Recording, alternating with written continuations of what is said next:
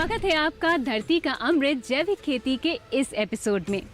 हम एक बार फिर से हाजिर हैं कुछ नई जानकारियों के साथ। समय के साथ साथ हर क्षेत्र में विविधता आई है। खेती में भी कई पद्धतियां विकसित हो चुकी हैं ताकि आप अपने खेतों से ज्यादा उपज ले पाएं।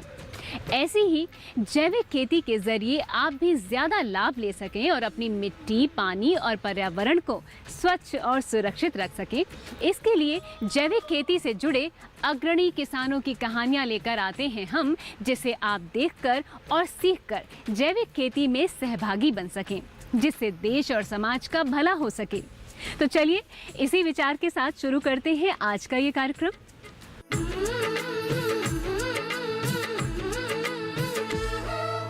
इस धरा की माटी पर लिखनी, इस धरा की माटी पर लिखनी एक नई कहानी है। जैविक खेती के बल पर लानी सुबह सुहानी है। शुद्ध स्वच्छ आहार मिले अब, शुद्ध स्वच्छ आहार मिले अब, जीने का आधार मिले अब। ऐसी धरती बनानी है, ऐसी धरती बनानी है। धरती के कण कण से उपजे हीरे और मोती। धरती का अमृत जैविक खेती, धरती का अमृत जैविक खेती, धरती का अमृत जैविक खेती, धरती का अमृत जैविक खेती। विपरीत परिस्थितियों के बावजूद कुछ लोग ऐसे होते हैं जो अपनी मेहनत से सफलता हासिल करते हैं। कुछ बेहतर करने की चाहत में समाज और देश को नई दिशा देते हैं, जो आसपास के लोगों को जिंदगी सुधारने में मदद करते हैं। इन्हीं में से एक हैं वो प्रगतिशील किसान जिन्होंने कम लागत वाली तकनीक की जैविक खेती को चुना और खेती में ऐसी विधियां अपनाई जिससे स्वस्थ उपज के साथ साथ ज्यादा कमाई की जा सकती है। तो आइए चलिए मिलते हैं उस सफल किसान से।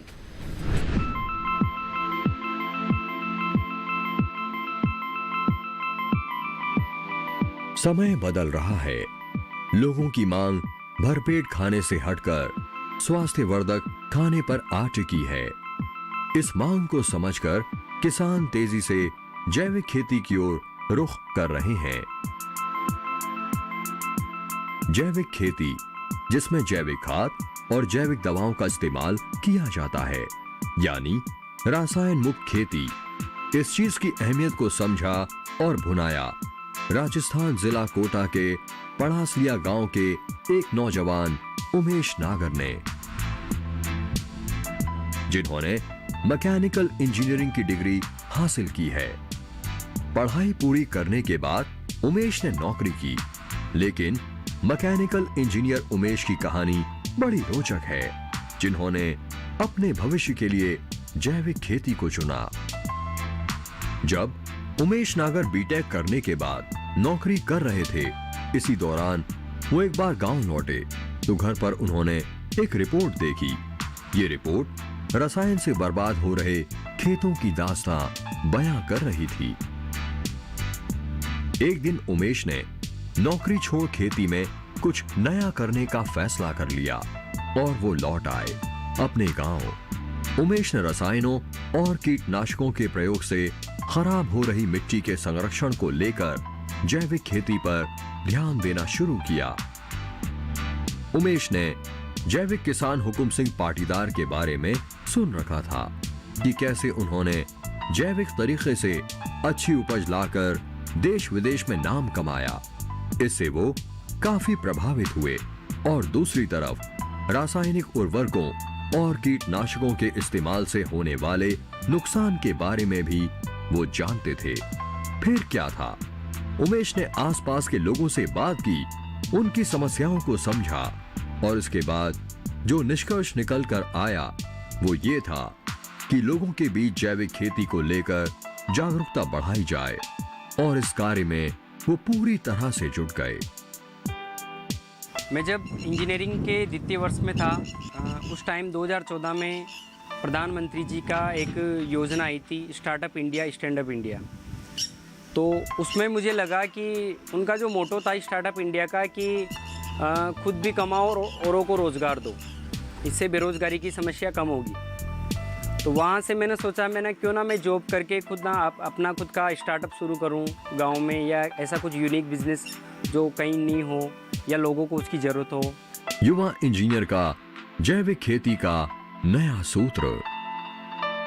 उमेश नागर जैविक खेती से होने वाले लाभ के बारे में बताया। उन्होंने बताया कि कैसे अधिक रासायनिक के इस्तेमाल से हमारे खेतों की मिट्टी बीमार हो चली है, इसलिए हमें इसे सुरक्षित और अच्छी गुणवत्ता वाले जैविक उत्पादों के साथ फिर से भरना होगा। इससे किसानों को अपने उत्पाद से बेहतर लाभ मिल सकेगा। लोग उनकी बातों से सहमत भी हुए, लेकिन यहाँ पर एक समस्या थी कि इतने ज्यादा किसानों के लिए कैसे जैविक खाद और जैविक दवा उपलब्ध करवाई जाए। इस समस्या के समाधान के लिए भी उमेश नागर ने रास्ता निकाल लिया। गांव में हो रही भरपूर कमाई।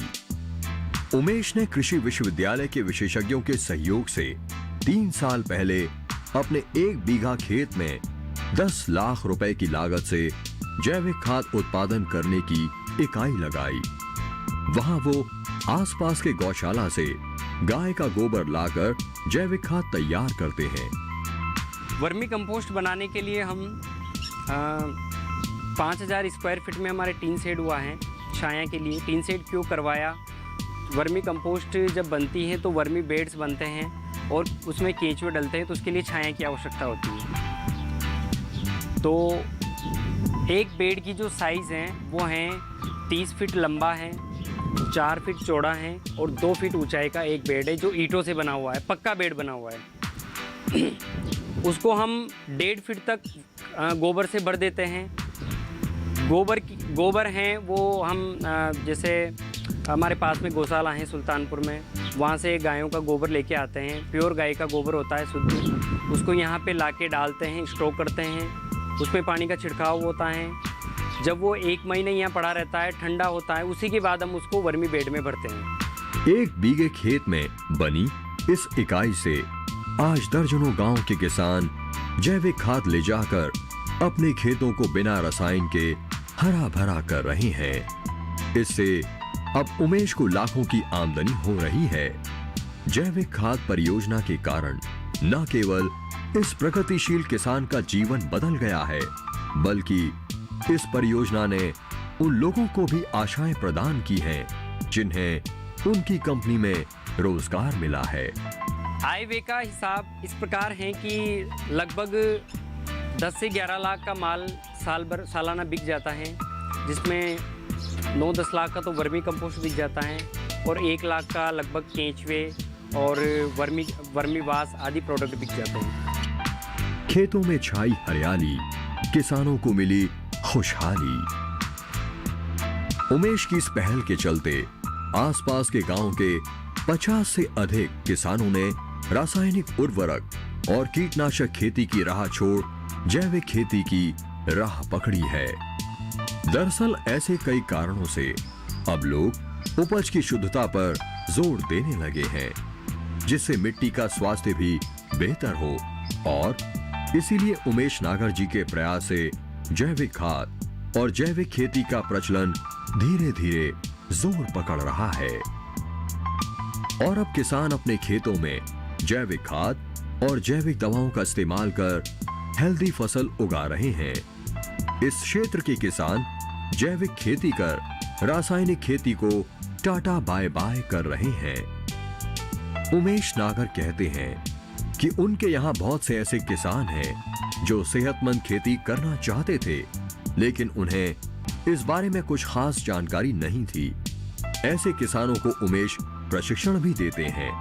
किसानों को जागरूक करने के साथ साथ वो अपने फार्म पर कृषि विशेषज्ञों का दौरा भी करवाते रहते हैं, जिससे किसान जैविक खेती की तकनीक की जानकारी से अवगत होकर जागरूक बन सके। इतना ही नहीं, उनके जैविक फार्म पर किसानों के लिए निःशुल्क प्रशिक्षण शिविर भी लगाए जाते हैं। जैविक खेती को बढ़ावा देने वाले उमेश आज पूरे क्षेत्र के लिए एक मिसाल बन गए हैं। स्वरोजगार के साथ मृदा संरक्षण को लेकर उनके प्रयास आज के किसानों के लिए एक प्रेरणा है। यहाँ तैयार खाद से उन्होंने खेती शुरू की तो अच्छी फसल का उत्पादन मिला। युवा किसान नागर की इकाई से तैयार जैविक खाद से आर्थिक सक्षमता के साथ ही किसानों की फसलों में रसायनों की निर्भरता भी घटी है। आज के समय में शायद ये आंकड़ा आपको काफ़ी छोटा लगे, लेकिन ये बहुत बड़ी बात है। 50 से 60 परिवार अगर खुद जैविक खेती कर रहे हैं, खुद के लिए जैविक गेहूँ कर रहे हैं, तो ये काफ़ी अच्छी बात है। अगर एक किसान अगर 4 लोगों को भी जैविक गेहूँ सप्लाई कर रहा होगा, तो हम ये कह सकते हैं कि आज कम से कम 200 से 250 लोग ऐसे हैं, परिवार ऐसे हैं जो जैविक गेहूँ खा रहे हैं, जैविक आटा खा रहे हैं, और ये काफ़ी अच्छी बात है। किसानों की आय दोगुनी करने को लेकर सरकार के स्तर पर कई प्रयास हो रहे हैं। अगर परंपरागत खेती के साथ किसान जैविक खेती की ओर रुख करें तो उन्हें माला माल होने में देर नहीं लगेगी, जिसकी खेती कर किसान कम लागत में अधिक लाभ कमा सकते हैं। फिलहाल यहाँ वक्त है एक छोटे से ब्रेक का, और ब्रेक के बाद मिलते हैं एक सफल किसान से जिन्होंने अपनी खेती में अलग पहचान बनाई है। तब तक आप कहीं मत जाइएगा, बने रहिए हमारे साथ। धरती का अमृत जैविक खेती, धरती का अमृत जैविक खेती। मीना सिंह का नाम चंदौली जिले में किसी परिचय का मोहताज नहीं है। कृषि क्षेत्र में इन्होंने वो सफलता पाई है जो किसी विरले को ही नसीब होती है। धरती का अमृत जैविक खेती, धरती का अमृत जैविक खेती।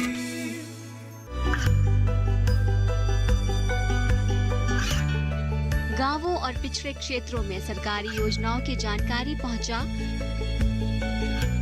देश में कौशल और क्षमता विकास कर ग्रामीणों को सामाजिक बदलाव और विकास से जोड़ने की दूरदर्शन किसान की पहल चौपाल चर्चा देखें सोमवार से शुक्रवार सुबह 9 बजे। धरती का अमृत जैविक खेती, धरती का अमृत जैविक खेती।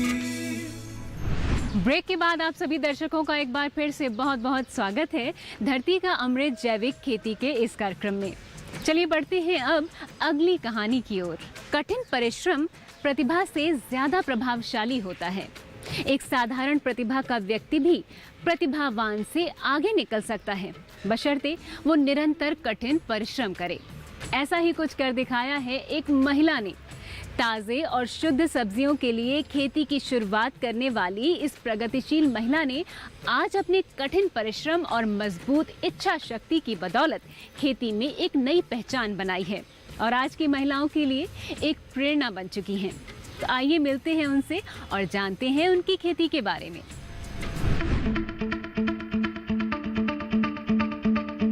कोशिशें अगर ईमानदार हों तो सफलता मिल ही जाती है। इसके लिए किसी डिग्री की जरूरत नहीं होती, बस हौसले मजबूत होने चाहिए।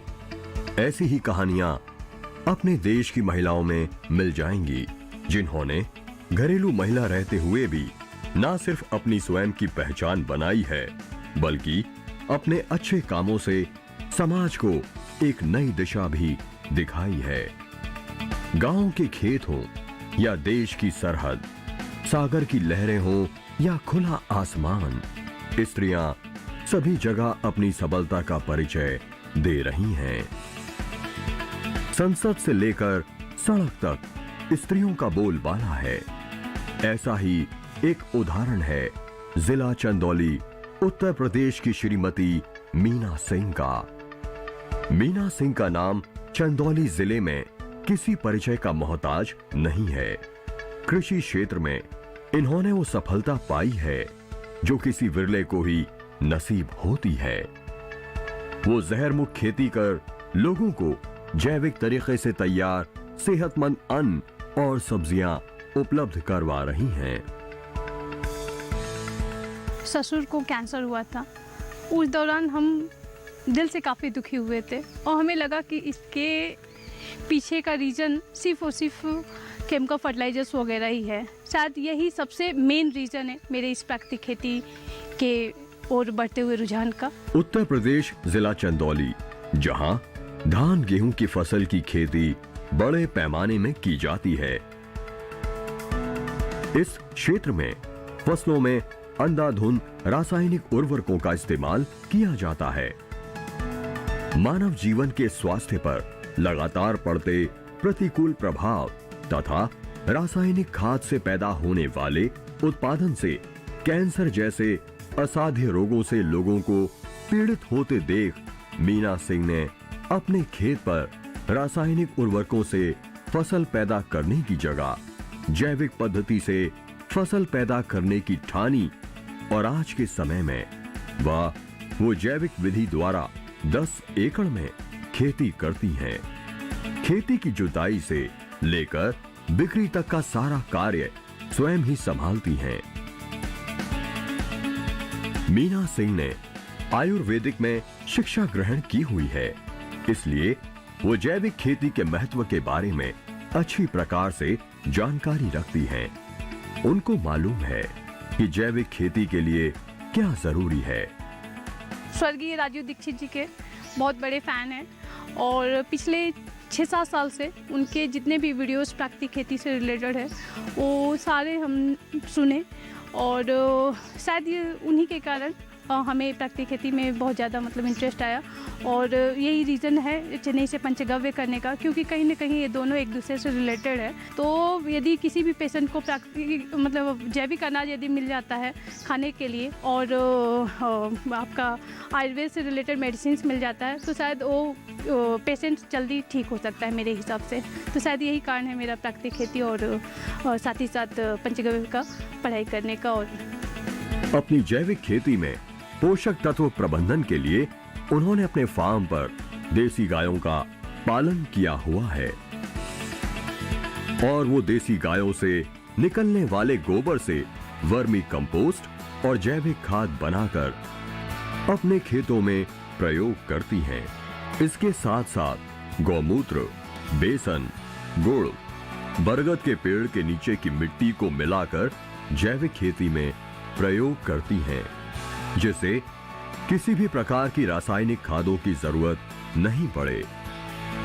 महिला किसान मीना सिंह ने बताया कि उन्होंने क्षेत्र में अनेक लोगों को रासायनिक खाद से होने वाले दुष्प्रभाव से बीमार होते हुए देखा। इसके दुष्प्रभावों को ध्यान में रखकर उन्होंने सबसे पहले अपने ही खेत पर जैविक पद्धति से खेती करने का काम किया।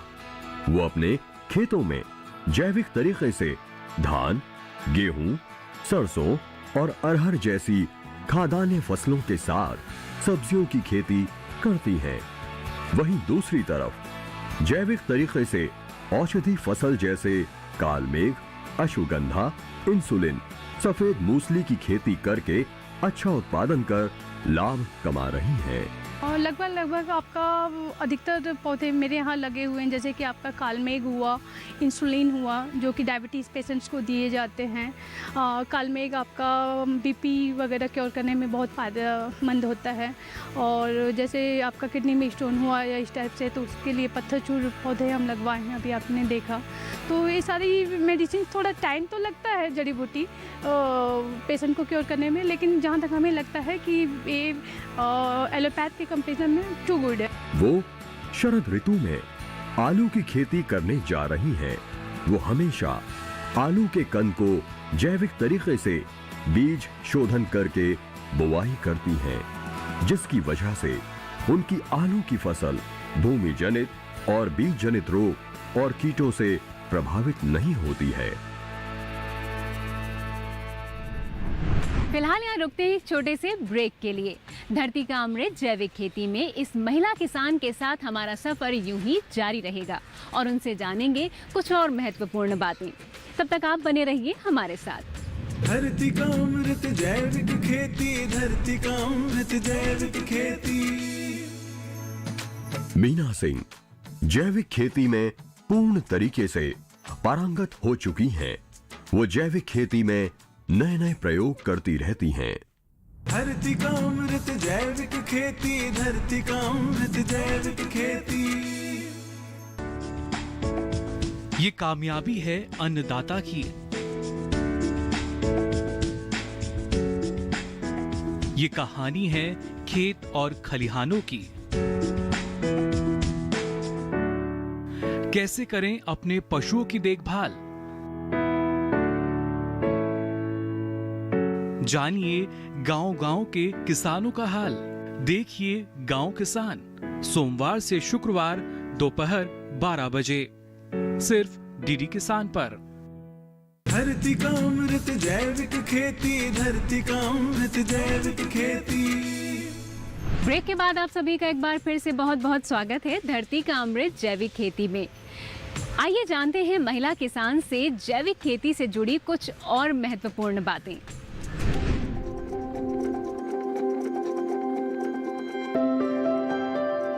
मीना सिंह के खेत में तैयार ये धान की फसल पूरी तरह से जैविक तरीके से उगाई गई है। वो बताती हैं कि इसे देखकर किसी को विश्वास नहीं होगा कि ये धान की फसल जैविक तरीके से उगाई गई है। अभी फिलहाल में तो कुदरत और लाल बादशाह धान लगाया गया है और इसका दरमन आपका वो केमिकल के कंपेरिजन में बराबर ही होता है। अभी फिलहाल 2-3 साल से हम कर रहे हैं तो कम नहीं है दरमन इसका। उनका कहना है कि इस धान की फसल के लिए धान की नर्सरी लगाने से पहले खेत में जैविक खाद, गौमूत्र और जीवामृत का इस्तेमाल किया गया था और धान की रोपाई के लिए खेत की तैयारी के समय सड़ी गोबर की खाद को डालकर बढ़िया से खेत की जुताई की गई थी, जिससे कि सड़ी हुई गोबर की खाद खेतों में अच्छी तरीके से मिल जाए। मीना सिंह जैविक खेती में पूर्ण तरीके से पारंगत हो चुकी हैं। वो जैविक खेती में नए नए प्रयोग करती रहती हैं। वो बताती हैं कि बरगद और पीपल के पेड़ के नीचे की मिट्टी में बहुत ज्यादा उपजाऊपन होता है। सब्जी और फसलों को कीट रोगों से बचाने के लिए वो नीम, धतूरा और मदार का घोल तैयार कर फसलों पर छिड़काव करवाती हैं। यदि कोई कीड़ा वगैरह लगता है तो उसमें इंसेक्टिसाइड्स के तौर पे आपका देसी गाय के गौमूत्र में कुछ पौधे हैं, जैसे कि आपका धतूरा है, मदार है, आम का पत्ती है, नीम की पत्ती है, इन्हीं सब का पेस्ट बना के उसमें डाल के उसको बॉईल करके फिर पौधों के ऊपर छिड़काव करते हैं, जिससे कोई कीट वगैरह नहीं लगता है पौधों को। काफ़ी अच्छा रिजल्ट है इसका। अपने जैविक उत्पाद को बाजार में पहचान मिले, उसके लिए मीना सिंह ने अपने खेतों का प्रमाणीकरण जैविक प्रमाणीकरण संस्था से साल 2016 में कराया, जिससे उनके उत्पादित जैविक उपज और जैविक उत्पाद का बाजार में उचित मूल्य मिल सके। मीना सिंह कहती हैं कि फसलों में रोगों, कीटों का प्रकोप बढ़ता जा रहा है। इसके कारण उत्पादन को बढ़ाने के लिए किसान अपनी फसलों में अंधाधुंध रासायनिक उर्वरकों, जहरीले कीटनाशकों आदि का प्रयोग करते हैं। इसलिए मीना सिंह ने अपने जनपद की कई जगहों पर जाकर कृषि से संबंधित जुड़ी हुई महिलाओं और पुरुष विद्यार्थियों को जैविक खेती के विषय में जानकारियां भी प्रदान करती हैं। जैविक खेती की यदि बात की जाए तो कम बजट, कम लागत के साथ साथ इससे उपज की पैदावार में अधिकतम उत्पादन की प्राप्ति होती है। इसी कड़ी में मीना सिंह जैविक आधारित खेती को करती हैं। वह लोगों को जानकारियां देकर जैविक खेती के लाभ व रासायनिक खेती आधारित उपज की हानि, जैसे मृदा व अनाज की गुणवत्ता की कमियों को बताती हैं। अगर मन में कुछ कर गुजरने का हौसला हो तो विपरीत हालात भी आगे बढ़ने से आपको नहीं रोक सकते। इसका परिणाम ये है कि पैसे को तरसती महिलाओं के लिए इस महिला ने एक रास्ता दिखाया है। आज खुद को एक आदर्श के तौर पर स्थापित करने में सफल रही और दूसरी महिलाओं के लिए भी एक उदाहरण बनके सामने आई हैं। हमारी टीम की ओर से इनके इस जज्बे को सलाम। तो धरती का अमृत जैविक खेती में आज के लिए बस इतना ही। उम्मीद है कि आज के कार्यक्रम की जानकारी से फायदा उठाकर अपनी खेती को सुधार कर आप अपनी आय बढ़ा सकते हैं। तो फिलहाल अब हमें दीजिए इजाजत। मिलते हैं अगले एपिसोड में कुछ और नई जानकारियों के साथ और सफल किसानों की नई कहानियों के साथ। नमस्कार।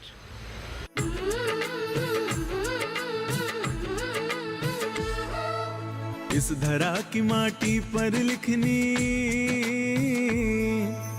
इस धरा की माटी पर लिखनी एक नई कहानी है। जैविक खेती के बल पर लानी सुबह सुहानी है। शुद्ध स्वच्छ आहार मिले अब, शुद्ध स्वच्छ आहार मिले अब, जीने का आधार मिले अब। ऐसी धरती बनानी है, ऐसी धरती बनानी है। धरती के कण कण से उपजे हीरे और मोती। धरती का अमृत जैविक खेती, धरती का अमृत जैविक खेती, धरती का अमृत जैविक खेती, धरती का अमृत जैविक खेती।